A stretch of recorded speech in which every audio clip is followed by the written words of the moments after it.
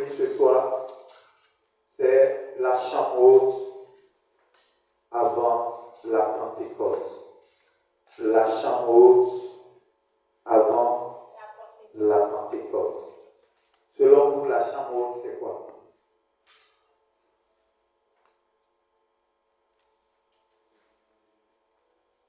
Oui.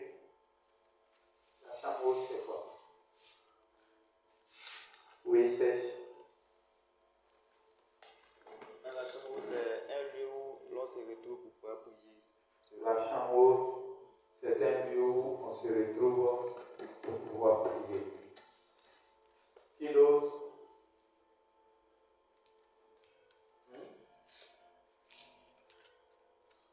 Amen. Que Dieu te bénisse. Effectivement, ce qu'il a dit, c'est ça. La chambre haute, c'est un lieu de prière. Amen. Amen. La chambre haute, c'est un lieu de prière. Ça peut être une maison que tu as aménagée dans laquelle chaque fois tu pries. Tu vas dans cette chambre-là pour résoudre les problèmes difficiles dans la prière. Ça peut être également le lieu de culte où tu te retrouves, pour retrouver pour prier le Seigneur. Alléluia. Gloire à Jésus. Donc la chambre haute ici, c'était le lieu de rassemblement des disciples. La chambre haute, c'était le lieu de rassemblement des disciples. Donc les disciples se rassemblaient dans un lieu et ils priaient. Amen. Que Dieu te bénisse. Donc la chambre haute, quand on entend la chambre haute, il faut avoir dans ton esprit, dans ta pensée, que c'est un lieu où tu vas pour invoquer le Seigneur face à des situations compliquées. Amen. La Pentecôte, c'est quoi? On dit la chambre haute avant la Pentecôte.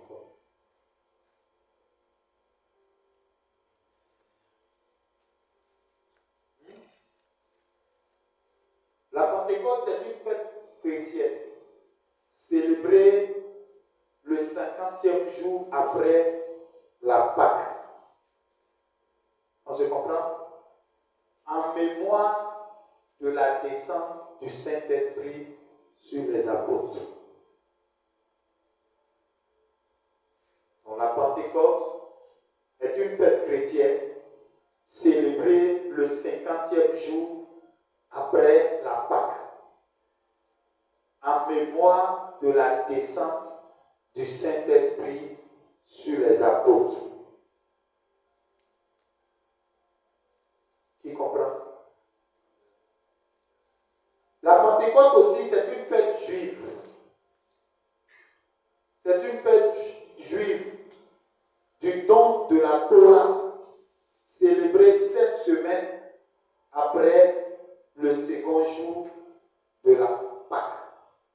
Donc c'est une fête juive, et cette fête juive-là, la Bible dit que c'est célébré 50 jours après le second jour de la Pâque.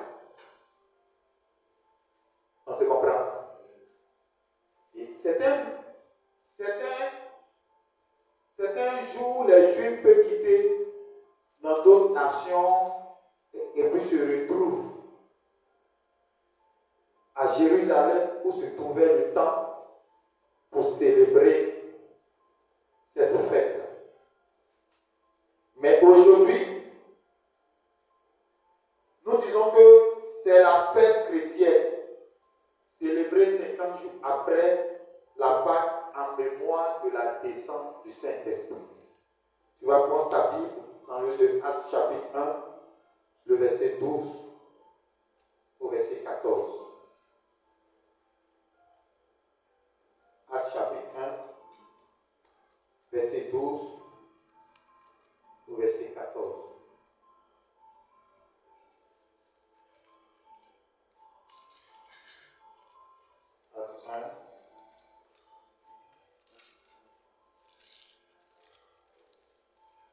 que je lis.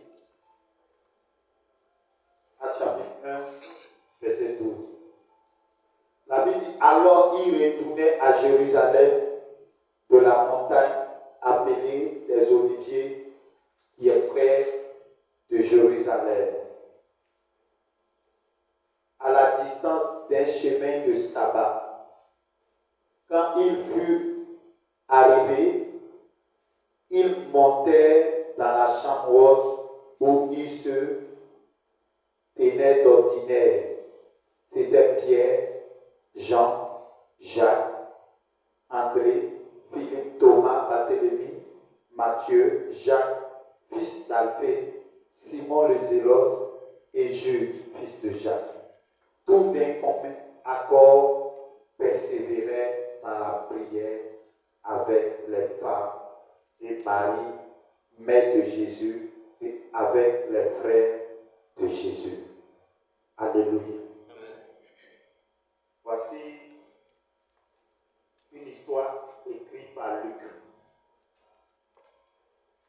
Luc est en train de nous dire ici que lorsque Jésus est monté, a eu son ascension, les disciples se sont retournés dans la chambre haute.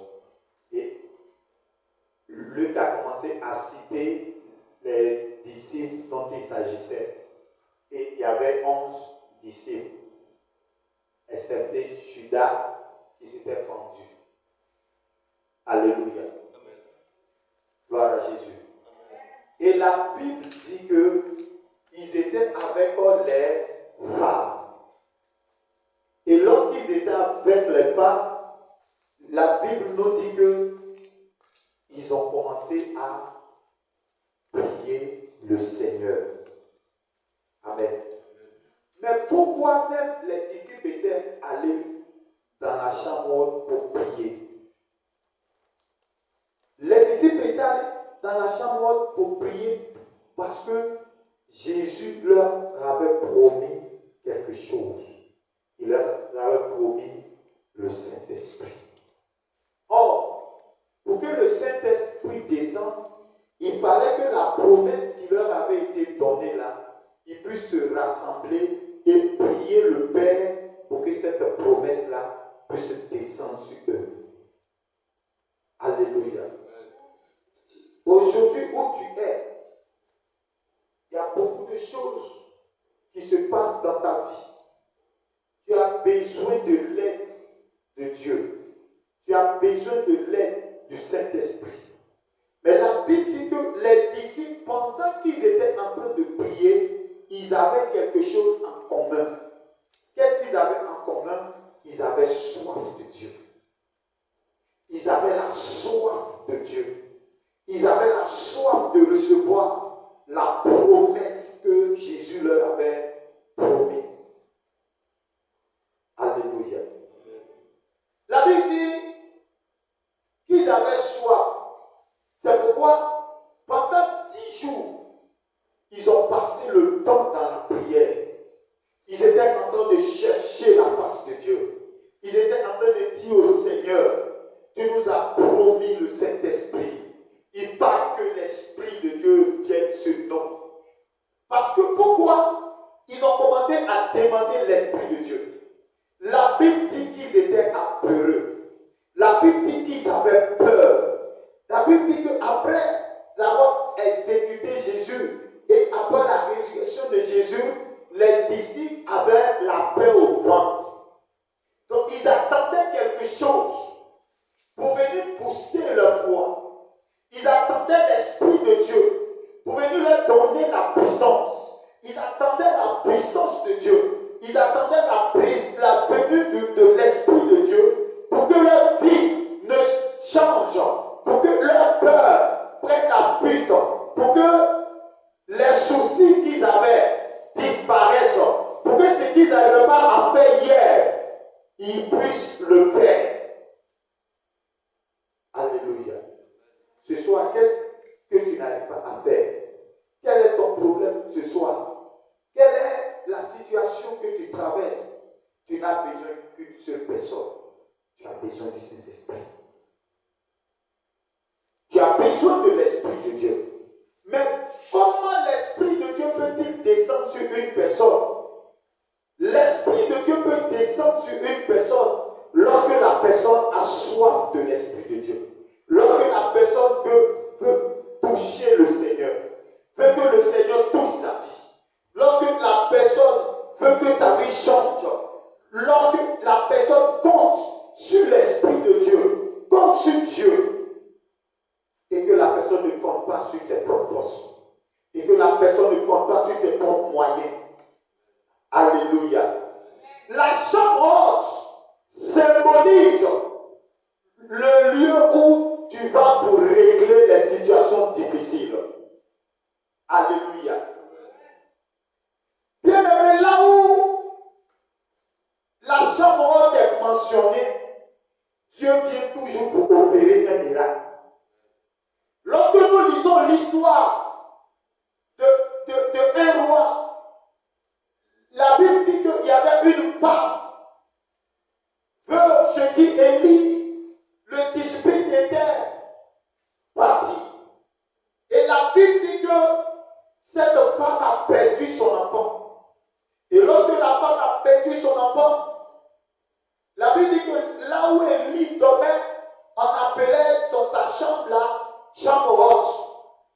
Et la Bible dit que Élie a pris l'enfant et il est monté dans la chambre haute. Et lorsqu'il a prié pour l'enfant qui était mort, il y a eu une résurrection. Dieu a ramené l'enfant à la vie. Quand on parle de chambre haute, on parle d'une situation compliquée, on parle d'une situation difficile que l'homme cherche à régler, l'homme cherche à attirer l'attention de Dieu vers sa situation qu'il traverse. La chambre haute, c'est lorsque un homme n'a plus d'issue, n'a plus de solution et il va dans ce lieu-là et cherche l'intervention divine dans la situation qu'il traverse. Ce soir, si tu es là, c'est pour appeler l'intervention divine dans ta vie, dans ta situation de vie. Alléluia. La Bible dit que lorsque Élie est parti, Élisée à son tour, il y a une femme. Lorsque tu lis 2 Rois chapitre 4, la Bible dit qu'il y a une femme également qui avait, sur qui Élisée avait prophétisé. La femme avait de l'argent, la femme était riche, mais la femme n'avait pas d'enfant. Et la Bible dit que cette femme-là va dire à son mari, mon mari, ce homme qui passe ici, là, c'est un homme saint. C'est pourquoi faisons une chambre haute pour lui. Là, toutefois qu'il va passer, il va dormir dans cette chambre-là. Et la Bible dit que la femme et son mari ont parti cette chambre-là pour Élisée. Alléluia. Et la Bible dit que lorsque Élisée a commencé à dormir cette femme, voici que l'onction va commencer à agiter Élisée. Et Élisée va demander que cette femme, quel est son problème? Et son disciple Géasi va lui dire, cette femme, elle n'a pas d'enfant. Et la Bible dit qu'Élisée va libérer une parole prophétique sur la femme pour dire que l'année prochaine, à cette même période, tu enfanteras. La femme n'avait pas d'enfant, mais elle était riche. Et la Bible dit, donc quelqu'un qui monte à la chambre haute, c'est cette personne-là qui a peur de la présence de Dieu. C'est cette personne-là qui a peur de la présence de Dieu. Et lorsque cette présence de Dieu-là descend, la situation ne reste plus la même. Et la Bible dit que cette femme-là va perdre cet enfant. Et lorsque elle a perdu son enfant, la Bible dit qu'Élisée était sur la montagne avec son serviteur Géasi. Et la femme va prendre son enfant qui était décédé, elle va aller le faire coucher dans la chambre haute sur le lit du prophète Élisée. Et elle va descendre pour aller chercher le prophète. Son mari lui a demandé où vas-tu ma femme? Elle dit tout va bien. Est-ce qu'il y a un problème? Elle dit non, il n'y a pas de problème. Tout va bien. Je m'en vais voir l'homme de Dieu. Là où on parle de chambre haute, on parle de miracle. Intervention divine. Ça veut dire que la personne a pris jusqu'à ce que Dieu intervienne. Et ce soir, tu es venu. Le thème dit la chambre haute avant la Pentecôte. Parce que si l'Esprit de Dieu touche ta vie ne va pas rester la même. Si l'Esprit de Dieu touche une église, l'église ne va pas rester la même. Si l'Esprit de Dieu touche une famille, la famille ne reste plus la même. Il y a un changement. Et la Bible nous dit que pendant que la femme battait, Élisée va demander à la femme qu'est-ce qui se passe. Et la femme va lui dire, homme de Dieu, je t'avais dit, il ne faut pas que tu vas me tromper. Moi j'étais là, je ne t'ai pas dit que je voulais un enfant. C'est toi, tu m'as dit que tu veux me donner un enfant. Et Dieu m'a donné un enfant. Enfant, il est mort, il est couché sur ton lit là-bas. Alléluia. Et la Bible nous dit que quand l'enfant quand Élisée va dire à Géasi, il faut prendre ton bâton, il faut prendre mon bâton, cours devant moi. Si tu arrives, dépose le bâton sur l'enfant. Alléluia. Et la Bible dit que le bâton là, Géasi est parti, il a mis le bâton là sur l'enfant. L'enfant n'est pas ressuscité. Et il fallait que le maître lui-même arrive jusqu'à dans la chambre. La Bible dit qu'il va arriver, l'enfant qui était mort, il va se coucher sur l'enfant. Il va faire bouche, nez. Et la Bible dit que l'enfant a commencé à se réchauffer. Donc Élisée a commencé à prier. Mais prier d'une autre manière. Prier d'une autre manière. C'est pas ce soir tu es venu pour prier d'une autre manière. Parce que si l'Esprit de Dieu te touche, quelque chose de nouveau doit arriver. Cette femme qui pleurait, qui était blessée dans son âme, la Bible dit que quand Élisée a prié d'une autre manière, l'intervention divine s'est manifestée. Alléluia. Dans la chambre haute, va préparer la bénédiction, va préparer l'ouverture des portes. Alléluia. Et la Bible dit que Élisée est descendu, il est remonté. Et lorsqu'il est remonté encore dans la chambre haute, il a prié encore et l'enfant est revenu à la vie et il a donné l'enfant à sa mère. Est-ce que tu vas acclamer Jésus?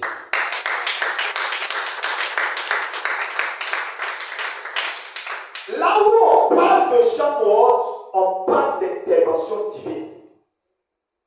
Alléluia. Là où on parle de chambre haute, on parle d'intervention divine. La Bible dit dans Daniel chapitre 6 que les gens ont comploté contre Daniel. Et lorsqu'ils ont comploté contre Daniel, pour ne plus que Daniel prie, la Bible dit que Daniel est monté à la chambre haute de sa maison. Bien aimé, là où on parle de chambre haute, on parle toujours d'intervention divine. Et la Bible dit que Daniel va prier le matin, il va prier à midi, il va prier le soir. Et la Bible dit que ces détracteurs sont allés voir le roi pour dire que Daniel a violé la loi qui stipule que personne ne doit prier un autre Dieu. Mais qu'est-ce qui va sauver Daniel? C'est la chambre haute. Parce qu'avant qu'on ne le jette dans la fosse au lion, au préalable, Daniel est parti à la chambre haute. Il a prié. La prière va exempter la mort. La prière va te délivrer des œuvres des ténèbres. La prière va te protéger contre les attaques du diable. C'est pourquoi nous parlons de la chambre haute. Quand on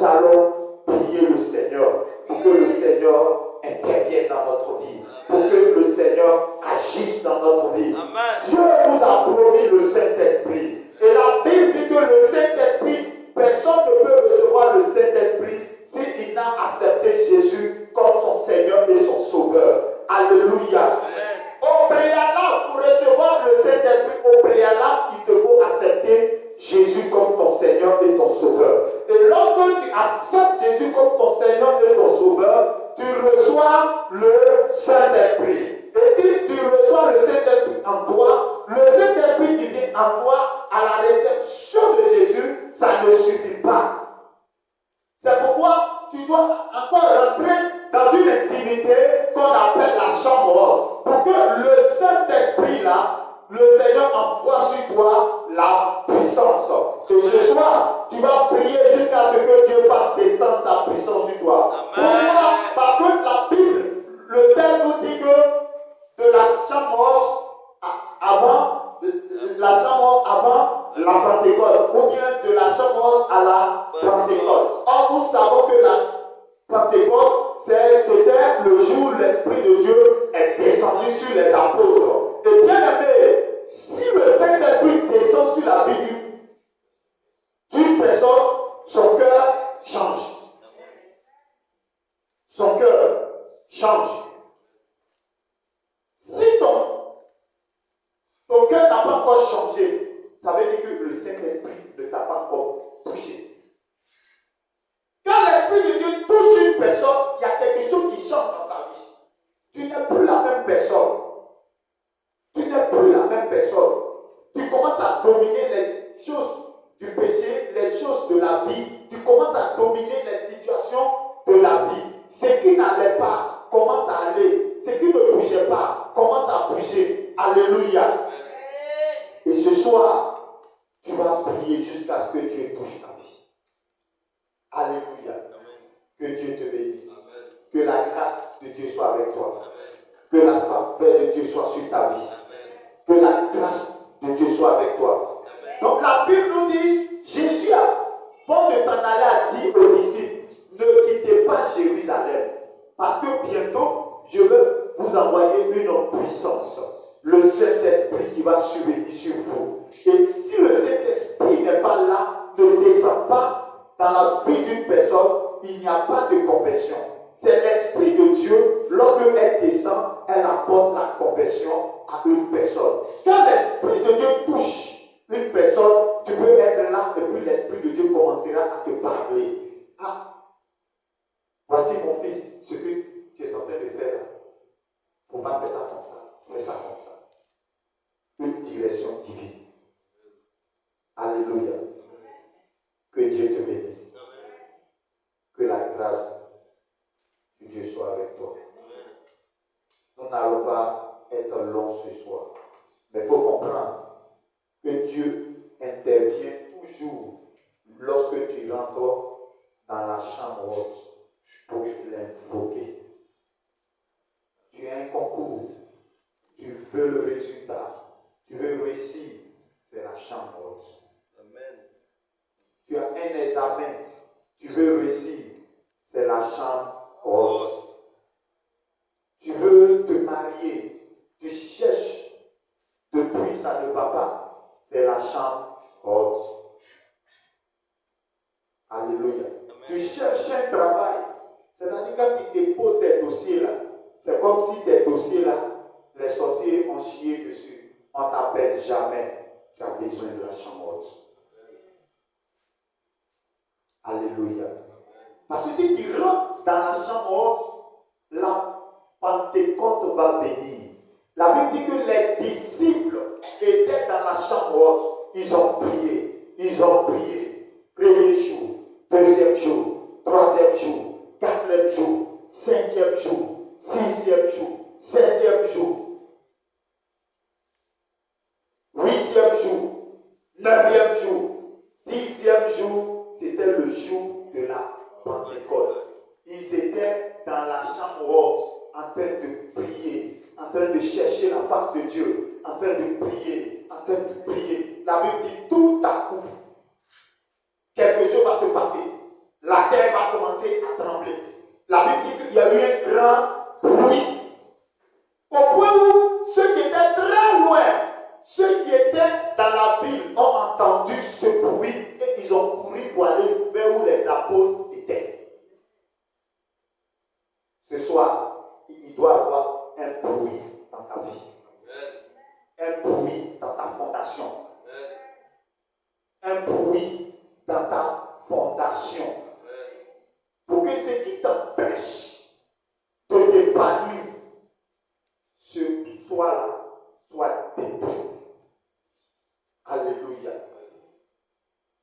Jésus.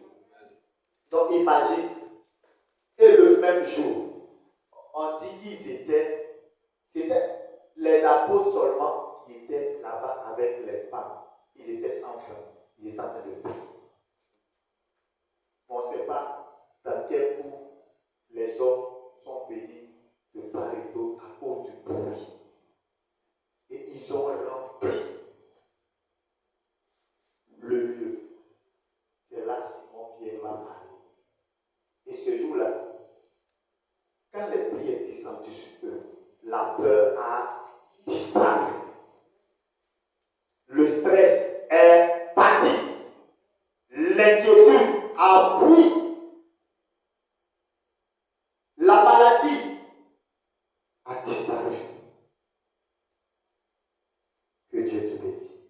Ce soir, si tu es venu avec une situation, le Seigneur va te visiter. Mais il faut, si tu es venu avec une soif, la soif d'être touché par Dieu, la soif d'être touché par le Seigneur. Si tu as soif, ce soir, Dieu va étancher ta soif. L'Esprit de Dieu va te toucher. La puissance va venir sur toi. Alléluia. Pour des gens depuis lors qui cherchent à parler en langue, c'est aujourd'hui que tu es venu pour préparer cela. Ça peut descendre aujourd'hui comme ça peut descendre le dimanche. Parce que le dimanche, ça sera très fort. Ce soir, le Seigneur